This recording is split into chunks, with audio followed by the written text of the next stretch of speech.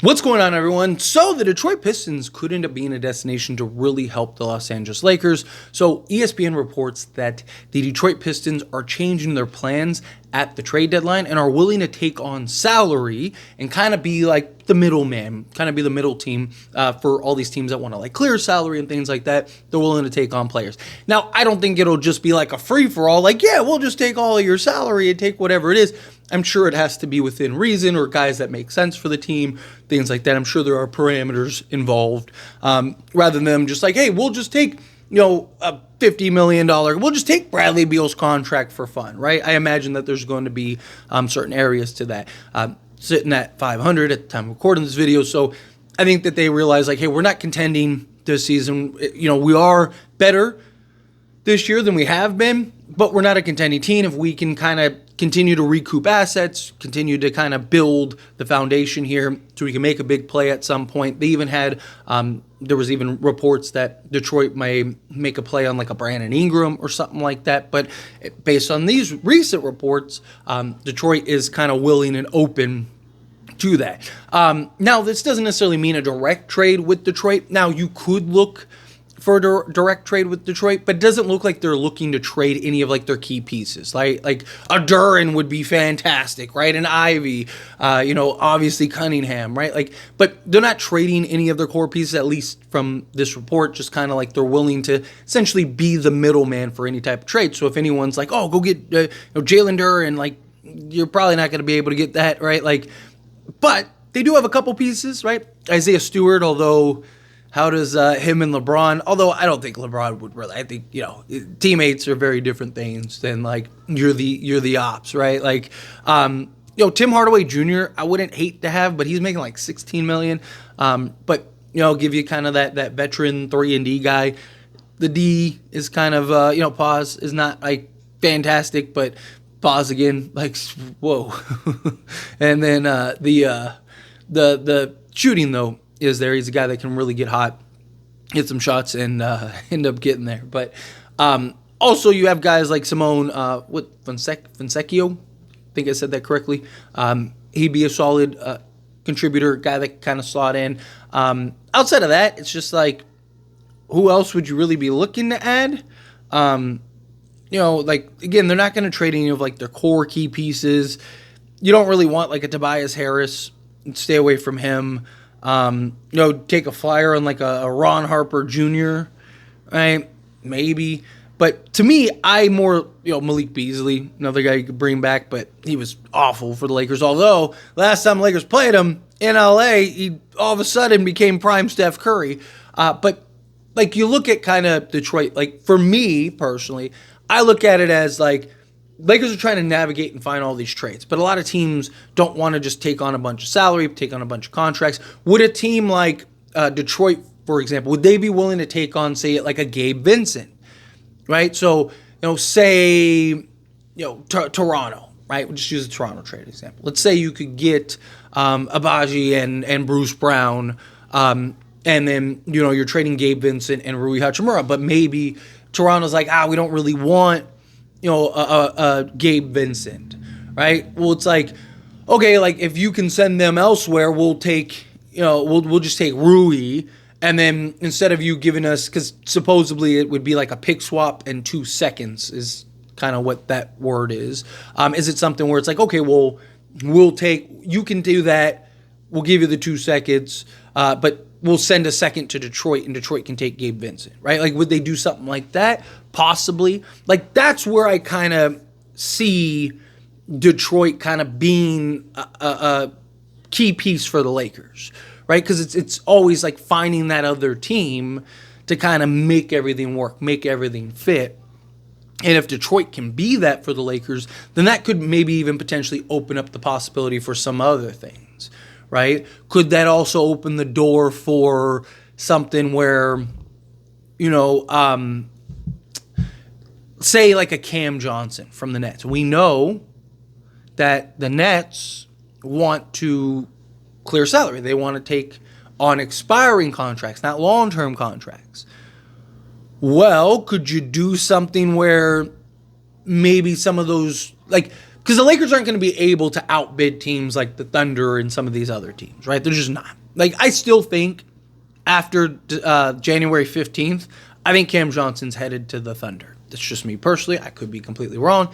But I think the only thing that they're waiting for is Isaiah Joe and Aaron Wiggins to become available for trade, and that isn't until the 15th of January. I'm not saying it will necessarily happen on the 15th, but I think around then, I think you're going to start, A, hearing reports ramp up that that's getting close to being done, and 2, I think that'll ultimately be done. Again, I don't know this. I'm not an insider, just a fan, but I think it's something that definitely interesting. However, I do think that you may be able to kind of, if you can work it out to kind of leverage and like, hey, we can't give you the picks and all the stuff that the Thunder can give you, right?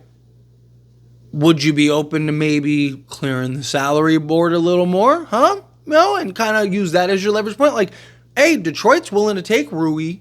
They're willing to take Gabe Vincent, right? Maybe you could go and give up what you need to do to go get Cam Johnson, and then Detroit, maybe they're willing to take Rui and Gabe, and it's like, hey, they can give you some expirings. They'll take on Rui and Gabe. It's a win-win for everybody. So unless the Nets really value Aaron Wiggins and an Isaiah Joe, which is possible. They could look at it and go like, hey, those are young pieces that come, but they have multiple years on their deal. So is it something where it's like, hey, do you want to like clear the deck entirely? Right? That could just be another leverage point. Although other teams could still use that and still do the same thing. But, first one to the table is kind of my thoughts.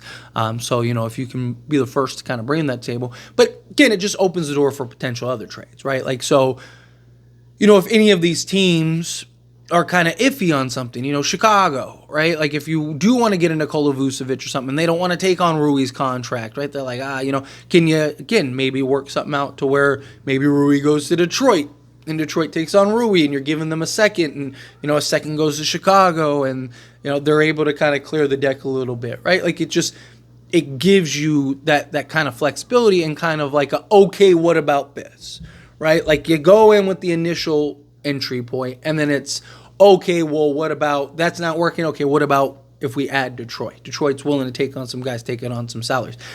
I wouldn't be surprised if you're going to start hearing other teams as we move closer to the trade deadline be in a similar spot, right? Like some of these bad teams that are like really bad, like tanking towards the bottom, like the Wizards and stuff like I wouldn't be shocked if some other teams are like, hey, you know what? We're not going to be good for the next 5 years.